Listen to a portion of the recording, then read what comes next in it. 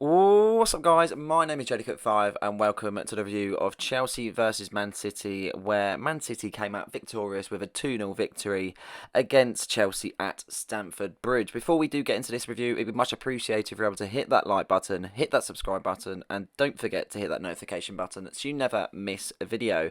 Chelsea 0, Manchester City 2 then. Many big talking points. Obviously an opener for Chelsea and City being the first game of the season. It's very hard to conclude the game as a total without being too harsh, at the same time being the first game of the season, but there are points that need to be kind of noted. Before we kind of get into the depths of it, the stats were quite similar, to be honest. 48% possession Chelsea, 52% possession Manchester City, 10 shots to Chelsea, 11 shots to City, 3 on target, 5 on target. Passes 479 for Chelsea, 527 for Manchester City. So saves made by the goalkeepers 3 as well. So they're very on par. And when you'd actually look at that, you'd think it's an even game. But watching it as a total and going off of what Enzo Maresca said, feel like he was very similar to City but better. I can't not but disagree with that, because City across the whole park were very well managed, very kind of open in terms of being able to make the pass when they needed to. Quick on the ball, precise with the passes, right time, right place. Even though the 2 goals that they did score from, first being Erling Haaland and second Mateo Kovacic scoring against his former side, I just do believe that they were just 10 times better across the whole pitch no matter what. They did everything they needed to do. I didn't feel like there was one point where City lacked in something. I feel like there were times where Chelsea would press, but the passes would really let us down today. Enzo Maresca's system is very much playing out from the back, and we are not going to go anywhere. I'm going to say this now, with Robert Sanchez in goal. He made a very few good saves today, but he is not good distribution-wise, and he was nearly liable for a goal to be conceded. His outball play has always been absolutely shocking. I do not understand, and probably the most silly idea. And we haven't even pumped a lot of money into this particular player either, so I'm not too sure where it lies in terms of him having to be number 1, but that is the case. There was promising sides today. I was quite happy to see Romeo Lavia come into the side and get a full kind of game in that way, and starting a game, first start for Chelsea, and Wesley Fofana coming back into the team after being out for a year. There were points where you could see where Enzo was trying to kind of implement his sort of system, but it's very hard to see if it's going to work. The fullbacks don't operate in terms of being able to go forward and go back. I feel like they can only do one thing. And I don't think it works with the midfield, because Caicedo doesn't work with Enzo. I think we saw that last season when Gallagher would be with Caicedo. Gallagher was definitely the preferred option, but we never saw many pairings between Enzo and Caicedo itself, purely for the fact that it didn't really work, and that showed today. They're 2 very similar players, and I don't think they kind of work with each other. I feel like they're very individual players in that middle. So it doesn't really allow us to be able to kind of get the ball quick enough, neither in terms of defensive options either. I mean, the shape today was dreadful. I pointed out many times in the game where City would have the ball on the left-hand side, and we'd drag ourselves to the left-hand side, allowing the ball to be able to be played in the middle and then go from there. And City's game plan was very simple, and it was very direct, and they executed it well. And unfortunately as well, you could tell they've been a team that's been managed for season upon season under a certain system and so on. And you could tell they were playing a team that's their first game in the Premier League, and we are trying to implement a system. So the feelers are there. It's a very interesting season. We've got a big game on Thursday, bearing in mind also. Well, not big game. It's an easy game in that way, but I feel like it's a big game in some ways to be able to kind of get ourselves started and get a few goals beyond us to be able to kind of go on from there. Going back on to Romeo Lavia, I just want to point out in terms of the actual good game that he did have and some of the stats that he did actually have on display today, which was very interesting. 38 passes completed out of a possible 39, 6 ball recoveries, 4 duels won, 3 interceptions and 1 big chance created. So I can see him working in that system, and I definitely think that's a player that could be there, but I don't think it works in terms of Enzo Fernandez working in the cam role, because it's one of those. I feel like Gallagher, in terms of him leaving the club, is one of those. Like, I'm not too fussed about it, but you could see what he offers in some retrospect. As much as he's not the complete player, you can see what he offers in that system because he's able to run and chase. I'm not too sure what Enzo Fernandez brings compared to what Gallagher does in that middle for Enzo Maresca to then turn around and say that it's going to be the case of he doesn't fit in the system, because I don't know what that kind of role kind of pursues. We've talked about before, obviously playing Palmer in the cam role at the same time. Obviously, we didn't really see that today. He was on the wing himself, very isolated, tried to get some passes going and did at times, but just no one was there on the out ball. Once again, our striker issues prevailed. I think Nicholas Jackson will have a good season, and I'm probably very mad for saying so, but I feel like he will have a good season. We didn't really see a lot of it today. Quite happy to see Mark Guy on the pitch, actually, also at the same time, with Pedro Neto, bearing in mind. Pedro Neto offered us a little bit more different in terms of being more direct and more kind of running at defenders, but didn't really seem to have that final ball in him, but a lot of promise.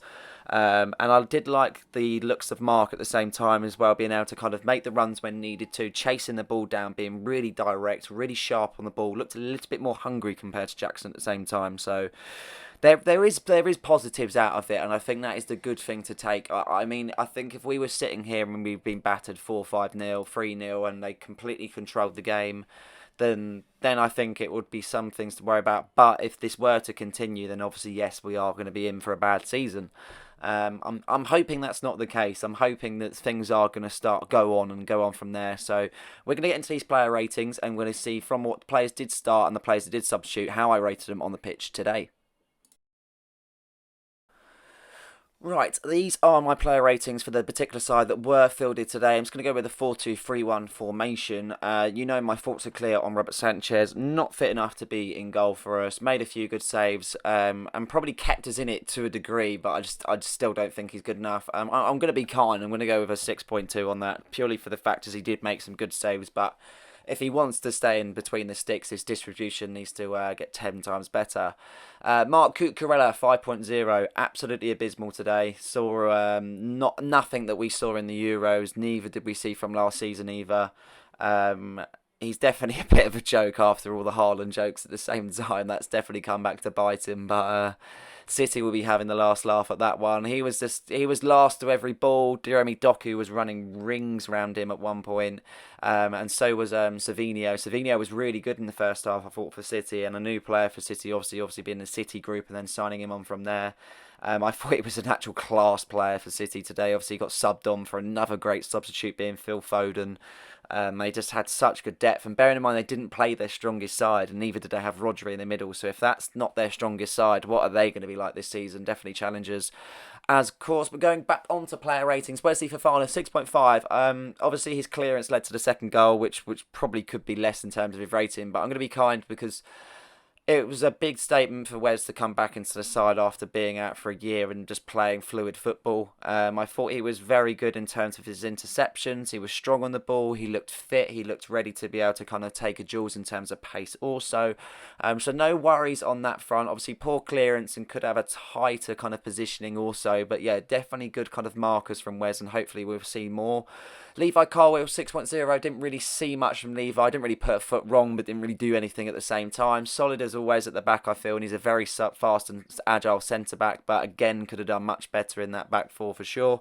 Didn't really work as much as what I've seen him, but again, it is the start of the season, so I don't think we're going to see the best from these players until further on into the season. Malo Gusto, 5.2. I was really disappointed with Malo today, I have to say.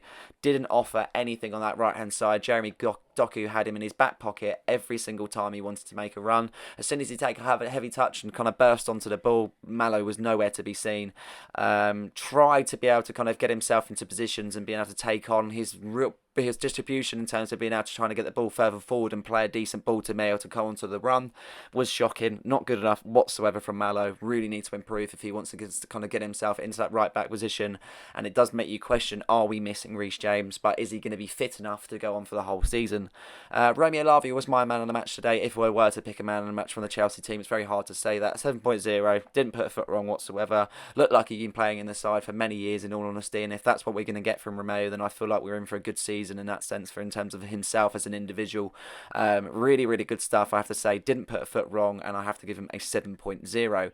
Moises Caicedo looked very tired today out on the ball. Didn't really seem to offer a lot. Decent tackling at some times, but a 5.2 is all I can give in all honesty. Not anything special. At the same time, I just didn't feel like he was strong enough in that midfield too, and I would have expected him to be better compared to himself and Lavia, but it definitely showed the class Lavia today in at that midfield too. Christopher Nkunku, a 6.0. It's very hard to be critical of Christopher, and I'm not too sure when talking points are ever going to be the case. I think he's going to have an amazing season. He's a great player, and he did offer a lot today in some aspects in terms of going forward, but his kind of last decision making and being able to take on a player and just shoot needs to improve, it has to be said. He had a good pre-season, and again, it's very hard to judge him. I don't want to be too critical on Nkunku because I like him as a player, and I feel like he'll be good in a Chelsea shirt, but I can only give him a 6.0, and same goes for Cole Palmer. Probably could be slightly bigger, but at the same time, it didn't really offer enough for me today to really say that he had a good game in whatsoever. Tried to make some good passes. No one really was able to kind of latch onto the passes that were made. Didn't offer too much in terms of being in front of goal. I think he had one shot on goal in the half where he tried to be able to curl it round into the bottom corner, but Ederson seemed to collect it nice and comfortably. But apart from that, that was it. Enzo Fernandez, 5.7. He does not fit into the cam role whatsoever. Obviously, we've had substitutes that brung on to replace or put basically Enzo behind, which then put himself with Caicedo. It doesn't work, and then play a Cam, but just didn't really work. You could see that Enzo was actually trying to be able to kind of chase the ball and being able to kind of get the ball and do what Gallagher used to do, and it's really hard to keep bringing up his name, but it is quite evident. I'm past the transfer in that way because it is going to happen. Fans were chanting his name today, which was interesting to see, it has to be said. But going on further, obviously he's not going to be in the side. And there's big talking points about many other players. But yeah, moving on from that, Nicholas Jackson, a 5.4. Again, another striker. I feel like he's going to have a good season, but I just don't know if he's going to come. I don't know. He blows hot and cold. He's got a lot of kind of in him in terms of chasing the ball down and being able to kind of go further forward and trying to take the ball. And obviously had a disallowed goal today after being offside. But I'm just, again, really, really questionable. But then I do question the signing of Victor Osimhen. It's an ideal transfer in a retrospect, but in terms of the longevity of it, I don't know if it's right for us. But 5.4 for Nicholas Jackson. We made some substitutions today. Renato Vega came on in the 80th minute, only obviously played 15 minutes with the +5 additional time. Can't say much about Vega. He had a good pre-season, and it looks to be right, and it looks to be the replacement for Ben Chilwell. It has to be said, but nothing to comment in terms of his rating. Kieran Dewsbury Hall, nice to see him, but I felt like he was too negative in the role that he was playing. For a player that was trying to go in the cam role, I felt like he was playing more of a CDM when he was actually pushing the ball back, and he didn't allow himself to drag the ball forward and actually push on from there. Felt like every time he received the ball, instead of turning to push on, he just turned to pass it back. And if that's Enzo's system, then obviously that's not Dewsbury's fault. But at the same time, you do kind of question if that's what his sort of player is. He's not the attacking player that we really need. Pedro Neto, a 6.2 rating. I felt like a really positive substitute being able to bring him on for Christopher Nkunku. Pedro displayed a lot of being able to kind of bursting runs at the same time being in the right position and didn't really receive the ball many times. Neither did he have the right distribution behind him from the likes of the wing-backs that we had on display today. There's a player in him, 100%. He's a top quality winger. He's displayed it for Wolves, and I feel like he can do it in a Chelsea shirt. But we really need to refine the squad if we were to fit him in on a normal kind of occasion. Mark Goy, 6.0 rating. I don't know why he didn't actually start today, in all honesty, because Nicholas Jackson hasn't been fit and he hasn't played as much pre-season compared to Mark. Really positive, chasing the ball down, did what he needed to do. I feel like he's a complete striker in itself, and he reminds me a little bit of Diego Costa. Doesn't really have that present in terms of his build, but at the same time, I think he's a good player, and he's a young player, and he's a hungry player, and I think that's what we need up front. We need someone that wants to go and kind of grab the game and just being able to kind of score goals when needed. So it's interesting overall. I'm going to be kind in terms of, as an overall performance, it was pretty naff, it has to be said. It was pretty just tame, boring, didn't offer anything, just slow. Second half was very slow when it neared to the end of it, but even before the second goal.